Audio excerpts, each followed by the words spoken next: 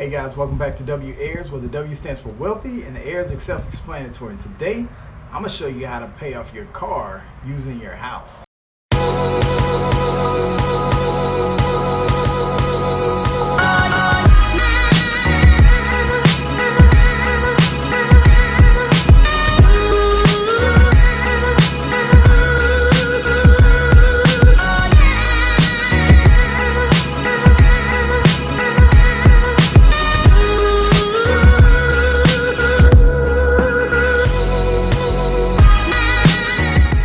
Alright, so this is a good, successful story, right? So I had a client, looked at the equity is crap video, decided to do the refinance instead of selling to tap that equity, to use it to buy or to invest in real estate, right? So here's how the story went, right? We've been talking for a couple of months about whether he should refinance or go out and buy a new house, right? So it came out to be he really wanted to invest in real estate to start getting some cash flow in. So it doesn't make sense for him to sell the house and then dump all that money into the new house just to get the mortgage low. So what we ended up doing was refinancing. I'm glad we did, because once he spoke to my wife, because my wife's a mortgage lender, spoke to her and talked about the refi and how it would benefit him. So in order for him to refi though, he would have had to pay off 2 of his cars and a couple of credit cards, right?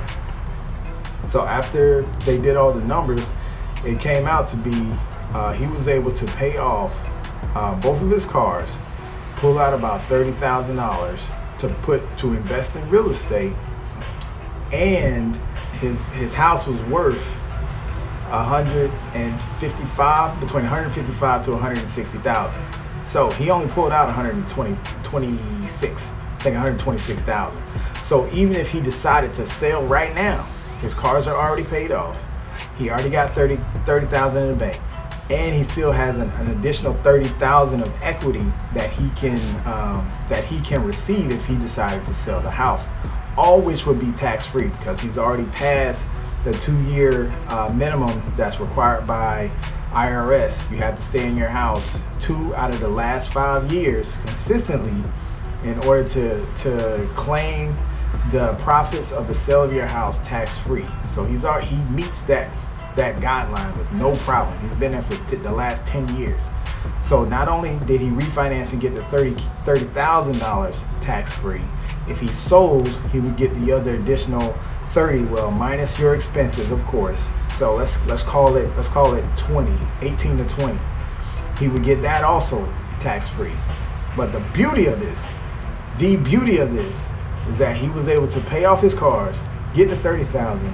If he decided to go get that other house right now, he could rent his current house, since he's in a great location and his mortgage is not higher than what the rental market is giving.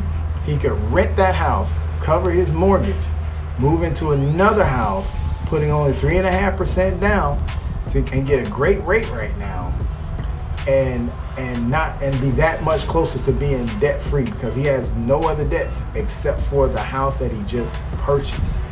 And that's how you use the power of real estate to pay off bills or pay off your cars and any other bills, and have money to invest in real estate.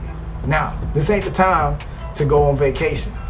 This is not the time to go on vacation. We have to get some cash flow coming into the house, so that either if you're single, now you can take a more relaxing vacation, or if you have a family, now you can really start seeing how you can get the spouse to come home sooner, or to have the spouse only work part-time, so that if you got kids, you can be around the kids more. You ain't got to worry about them being at the house, what they call latchkey kids, being at the house without parents until you get off from work, or even have the option of doing homeschooling. This is how you start that process.